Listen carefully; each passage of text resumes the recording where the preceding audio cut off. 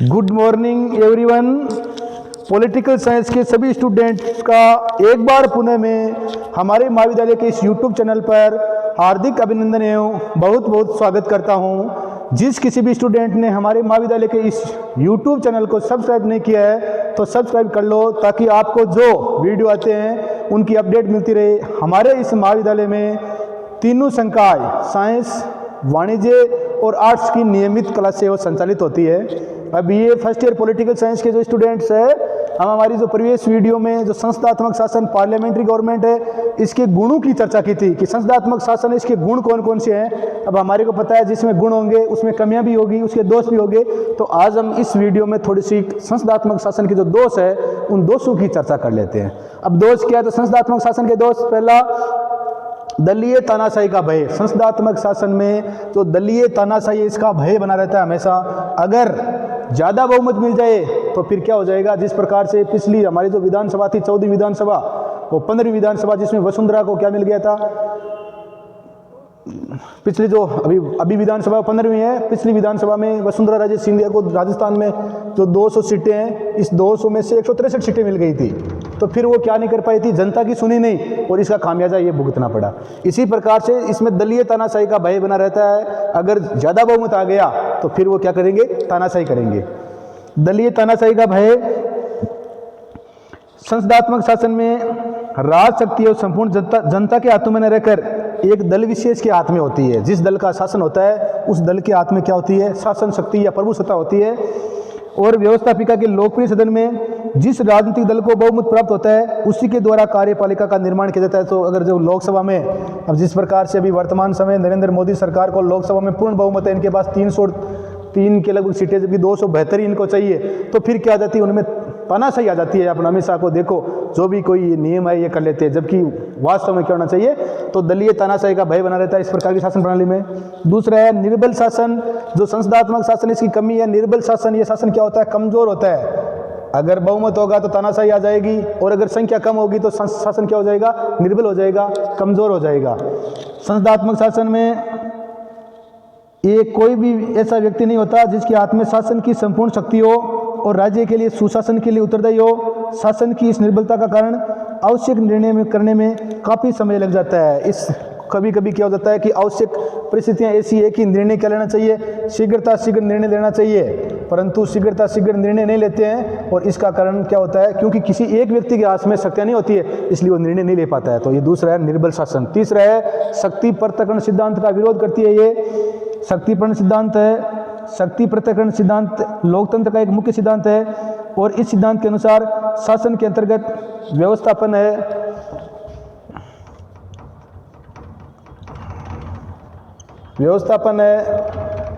शासन है, न्याय है। ये शक्ति पृथक्करण में सबसे पहले मोंटेस्क्यू ने किया था, अपनी तो पुस्तक थी द स्पिरिट ऑफ लॉज, इसमें फ्रांस के थे, तो इन्होंने, परंतु ये क्या करती है, संस्थात्मक शासन जो शक्ति पृथक्करण सिद्धांत है इसका विरोध करती है।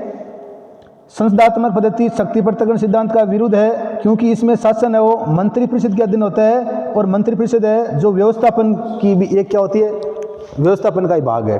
अगला है कार्यपालिका की अस्थिरता। संस्थात्मक शासन में कार्यपालिका है, इसका निश्चित समय नहीं होता है, क्योंकि जब तक आपको निम्न सदन है इसमें बहुमत रहेगा, निम्न सदन का या लोकप्रिय सदन का, जब तक आपको बहुमत है तब तक ही आप क्या कर सकते हैं, शासन कर सकते हैं। क्योंकि मैं बता चुका हूँ आपको 17 लोकसभा में आज तक सिर्फ जो 6 लोकसभा है वही कार्यकाल है वो कर चुकी है पूरा, बाकी 9 लोकसभा है वो समय से पूर्व ही क्या हो चुकी है, समय से पूर्व ही भंग की जा चुकी है। तो इसमें शासन में क्या बनी रहती है, अस्थिरता बनी रहती है।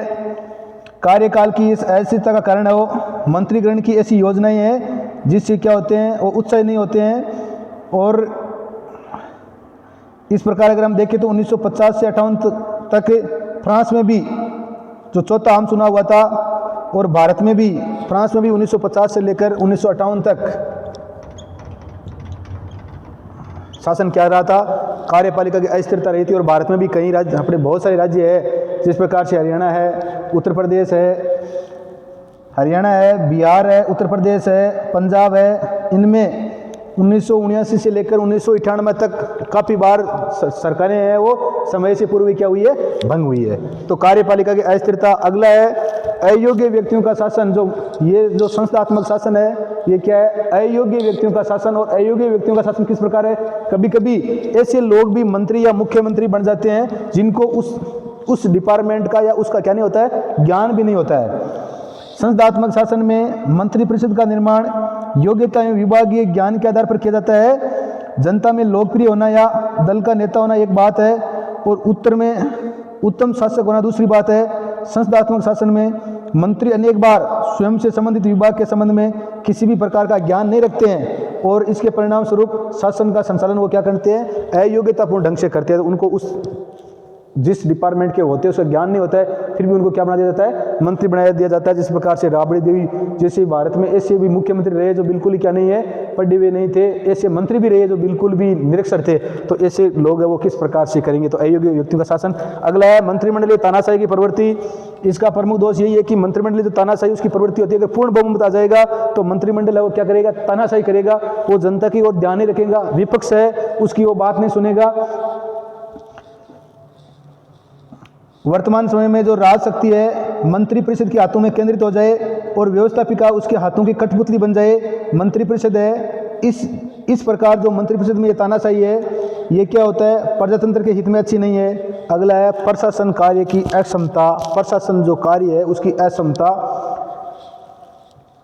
प्रशासन कार्य की अक्षमता कार्यपालिका के व्यवस्थापिका से संबंधित होने के कारण मंत्रियों का बहुत समय व्यवस्थापिका में उपस्थित होने, वहाँ वाद विवाद सुनने और स्वयं वाद विवाद में भाग लेने में चला जाता है। और ये मंत्रीगण शासन संबंधी कार्य पर ठीक प्रकार से ध्यान नहीं देते। अभी संसद चल रही है, संसद का सत्र चल रहा है, कोई भी समिति का उनको बना देते हैं, तो इस प्रकार से जिस क्षेत्र से उनको चुना गया है उसका वो ध्यान नहीं दे पाते। और उनका ज़्यादातर समय है वो इसी में प्रशासन जो अपने जो काम है उसी में खत्म हो जाता है, और प्रशासन का वो ध्यान नहीं दे पाते हैं, इसलिए प्रशासन क्या हो जाता है?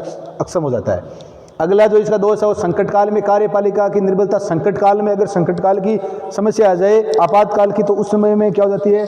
कार्यपालिका वो निर्बल हो जाती है।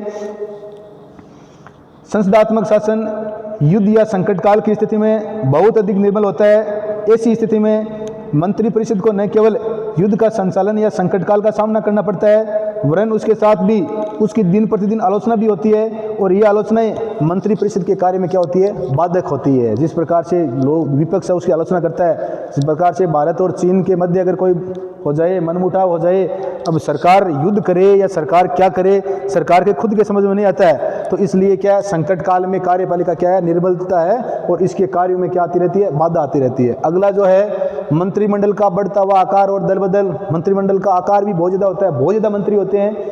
जो 91वां संविधान संशोधन था उसमें हालांकि 2003 में ये व्यवस्था कर दी है कि अब लोकसभा के 15% से अधिक मंत्री नहीं बन सकते, और राज्य विधानसभा में भी 15% से अधिक मंत्री नहीं बन सकते। फिर भी काफ़ी है, वो 80 के लगभग मंत्री बन जाते हैं, तो इनका आकार बहुत बड़ा हो जाता है। और दल बदल कुछ नेता ऐसे होते हैं जो आज किस दल में और कल किसी दल में हो जाएंगे। जिस प्रकार से राजस्थान में RLP है, राष्ट्रीय लोकतांत्रिक गठबंधन, पहले NDA से भारतीय जनता पार्टी से गठबंधन कर लिया, और फिर अब क्या कर लिया? वापस गठबंधन है ये तोड़ लेंगे। तो इस प्रकार से ये अपने चुनाव जीतने के लिए दल बदल कर लेते हैं, तो ये क्या होता है? ये गलत है।